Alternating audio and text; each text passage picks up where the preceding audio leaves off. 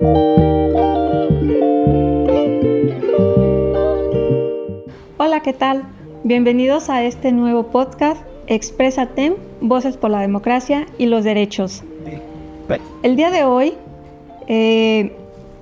vamos a hablar sobre un tema muy importante que es autoridades auxiliares de los ayuntamientos.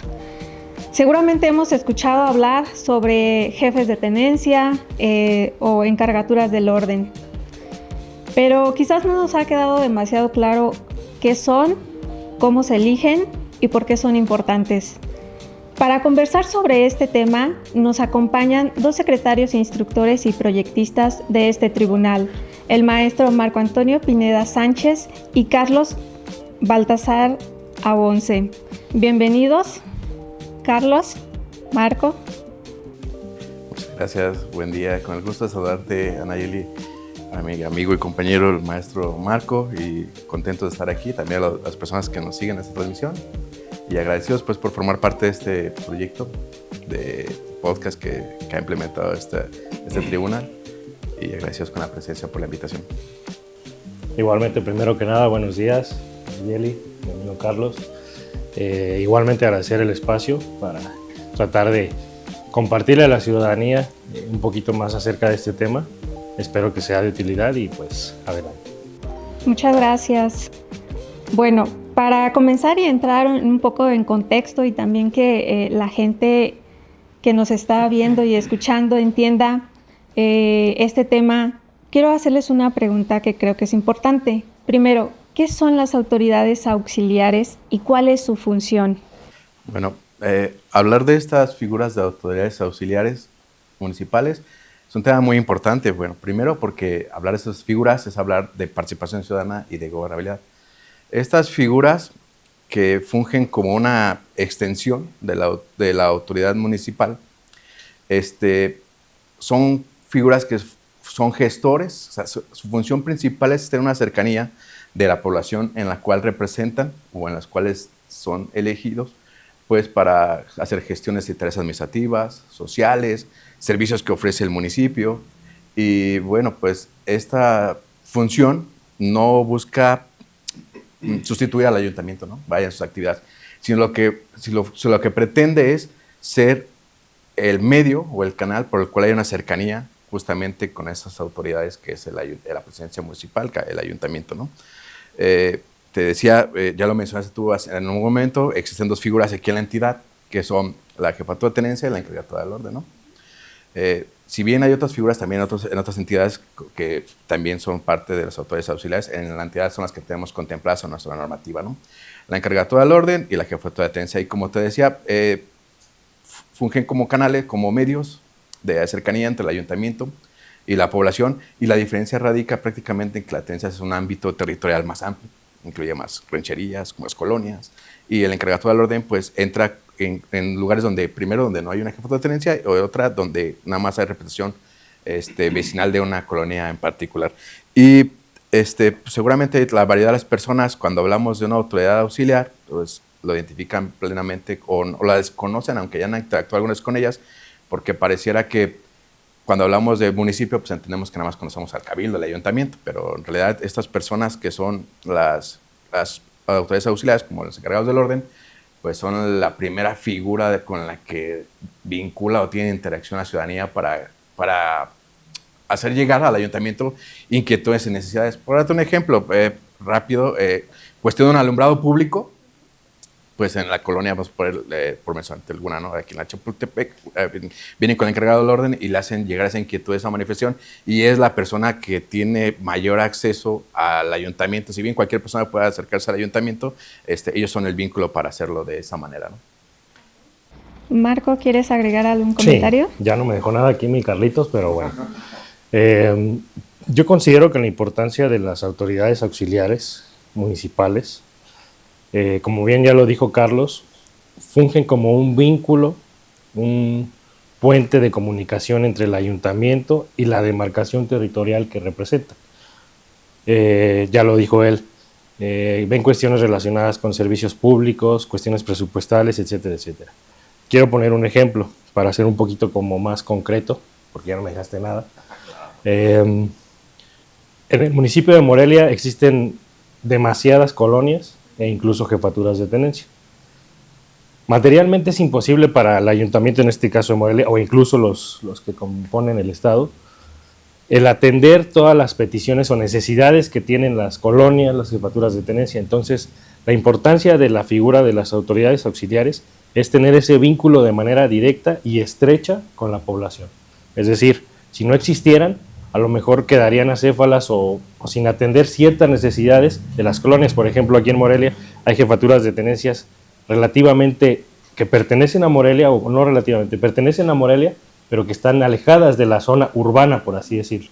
Entonces no quiere decir que porque no estén en la zona urbana sean menos importantes. Entonces la importancia de la presencia de estas autoridades es que no queden desatendidas las funciones o las necesidades de las demarcaciones territoriales. Ok, entonces, a ver, las autoridades auxiliares se puede entender que son los representantes de una colonia, de una comunidad, frente al ayuntamiento. Ok, muy bien. Coadyuvar, perdón, Sí, sí, también, más allá de frente, yo considero que también, además de estar al frente, coadyuvar, es decir, ayudar, porque los regidores y la forma en que se integra un ayuntamiento, ahí sí a lo mejor hacen un frente como tal. Acá, además de estar al frente, coadyuvan, es decir, van de lado, apoyando a aquellos lugares en donde no tienen a lo mejor ese acceso. Ok, bueno, ahora que pues creo que ya entendemos y nos explicaron de qué son las autoridades y por qué son importantes estos cargos, me gustaría hacer otra pregunta también clave, es la manera en que son elegidos, es decir, cómo se lleva a cabo la elección de las autoridades auxiliares. Si me permiten, en mi consideración, el proceso de elección de las autoridades electorales auxiliares es equiparable a una elección constitucional de gobernador, diputados, ayuntamientos. No quiere decir que porque sean auxiliares sean menos importantes. Es decir, la elección debe ser de manera libre, secreta y directa. Comenzando en el proceso electivo, lo primero que el ayuntamiento debe realizar es emitir una convocatoria que tiene 90 días o hasta 90 días posteriores a la instalación del ayuntamiento, es decir, cuando el ayuntamiento entra en funciones. Una vez que dicha convocatoria es emitida, se tienen 30 días después o posteriores a la emisión de la convocatoria para llevar el proceso electivo. Hay algo importante que recalcar aquí. La convocatoria, si bien no hay una normativa que regule los aspectos básicos o elementales que debe contener una convocatoria para autoridades electorales auxiliares, les da un poquito de margen para elegir cuáles son las bases de la convocatoria, siempre y cuando no sean contrarias a lo establecido para las elecciones constitucionales. Por ahí ha habido ocasiones o asuntos en donde, además de los requisitos básicos, exigen algunos otros requisitos que van contrarios. Entonces es ahí cuando decimos alto, ¿no? Quiero puntualizar cuáles son los requisitos para votar y ser votado en una elección de autoridades electorales auxiliares. Son muy sencillos. Para votar es el ser mayor de edad. Recordemos que los derechos políticos electorales para votar y ser votados son adquiridos cuando cumplimos la mayoría de edad. Y el segundo, pertenecer a la demarcación territorial, es decir, si tu interés es votar en la elección de una colonia, una encargatura del orden, tienes que pertenecer a esa colonia o a esa jefatura de tenencia. Para ser votado, cuando te interesa ser candidato y ser elegible, además de ser mayor de edad, además de pertenecer a la demarcación, existen otros dos requisitos básicos, que es tener un modo honesto de vivir y, si no me equivoco, saber leer y escribir. Entonces, ¿qué quiere decir? Como su nombre lo indica, el hecho de que sean requisitos tan sencillos no quiere decir que no sean igual de importantes que las elecciones constitucionales. Y para cerrar con este punto, me gustaría recordar o hacer mención que cuando estos cargos entran en funciones, su duración debe ser por el tiempo que dure el ayuntamiento correspondiente, con excepción de los pueblos y comunidades indígenas.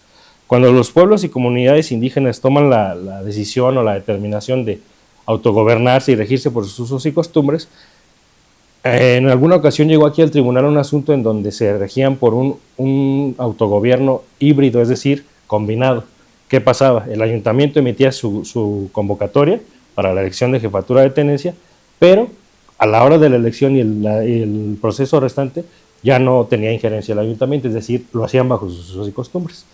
Y pueden ser reelegibles hasta por una ocasión y nada más para el próximo periodo al que fueron elegidos. Ok, bueno, vemos que tienen requisitos especiales que se deben de cumplir sí o sí. Carlos, ¿quieres hacer algo? Sí, ¿Tienes un comentario? Ya puntualmente lo refirió el maestro Marco. Efectivamente, pues ya abundó bastante bien el tema sobre de las convocatorias y cómo se hacen las elecciones. Y habló también un tema que hay que voy a abarcar un poco, va a ser un poco más extenso, y abarcó el tema de las comunidades indígenas. Y si bien la normativa también tiene previsto que cuando hay unas comunidades donde tienen autogobierno, también pueden elegir, pues, a base de sus usos y costumbres, la forma en que van a hacer el proceso selectivo para estas autoridades. Es decir, tiene prevista la normativa que puede coexistir figuras del autogobierno con figuras que están contempladas en el ayuntamiento, ¿no? En este caso, pues la jefatura de tenencia, ¿no? Y en este caso, en ese contexto particular, las comunidades indígenas pueden plantear requisitos.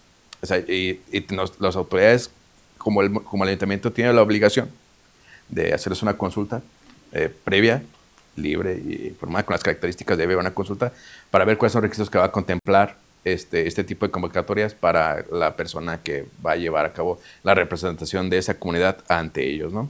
Y el proceso electivo también puede cambiar, lo reitero, los usos y costumbres puede decir que ya no vamos a ver una urna, ya no vamos a ver tal vez el voto en una boleta, sino mano alzada, las ciertas figuras, las filas que hacen, entonces puede ser una variación, pero esas variaciones de usos y costumbres también están contempladas en la normativa prevista para de la ley orgánica donde prevé esta figura de jefatura de tenencia. Ok, sí, adelante, Marco. Perdón, antes de que sí, adelante. algo que se me pasó comentar. Además de todo lo que estamos diciendo, en ocasiones nos preguntan, o me han llegado a preguntar a mí, oye, ¿y este tipo de elecciones de autoridades electorales auxiliares las organiza el ayuntamiento o puede participar el Instituto Electoral? Es una facultad potestativa, no es limitativa, es decir, si el ayuntamiento considera que necesita del auxilio y del apoyo del Instituto Electoral, lo puede hacer. Si no, también lo pueden dejar de hacer, porque luego ha llegado asuntos aquí en que dicen, es que no participó el Instituto Electoral. Ok, no es una obligación, es meramente coadyuvar si es que el ayuntamiento lo necesita. Ok. Marco, nos comentabas que el ayuntamiento emite una convocatoria. Bueno, me imagino que ponen una fecha para que se lleve a cabo la elección, previamente obviamente que se hayan registrado las personas interesadas.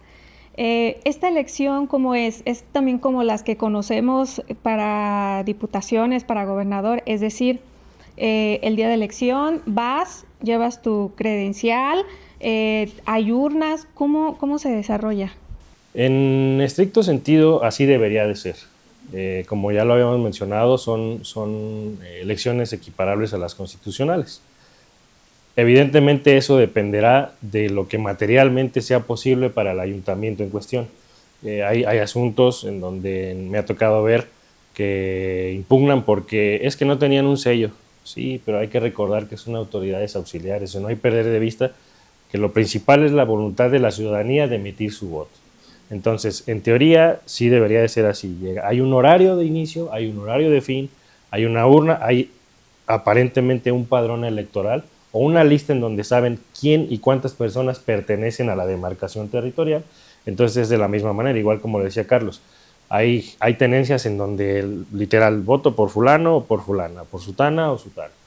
O sea, no meramente a través de un voto. Lo lógico o lo común es así, pero como son autoridades auxiliares electorales, pueden haber otro tipo de situaciones dependiendo de lo materialmente posible para el ayuntamiento. Ok, bueno, ahorita que estabas haciendo tu intervención, hablaste de impugnar.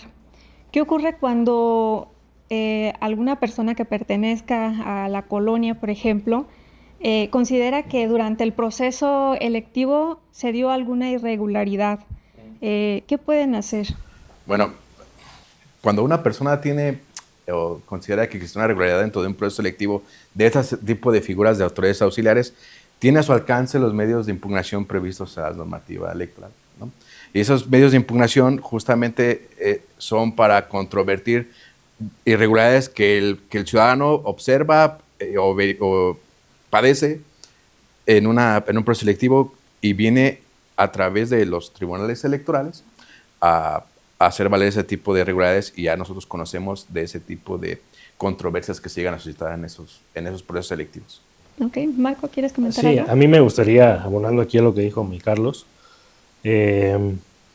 hay diferentes etapas del proceso, ya lo habíamos comentado. Normalmente o comúnmente he advertido personalmente que existen muchos medios de impugnación relacionados con la omisión de la convocatoria. Ya platicamos que se tienen 90 días para la emisión de la convocatoria y 30 para el desarrollo de la elección. Entonces, respecto a la omisión de la convocatoria, aquí recuerdo un caso un juicio ciudadano que sustanció el tribunal relacionado con una omisión de convocatoria.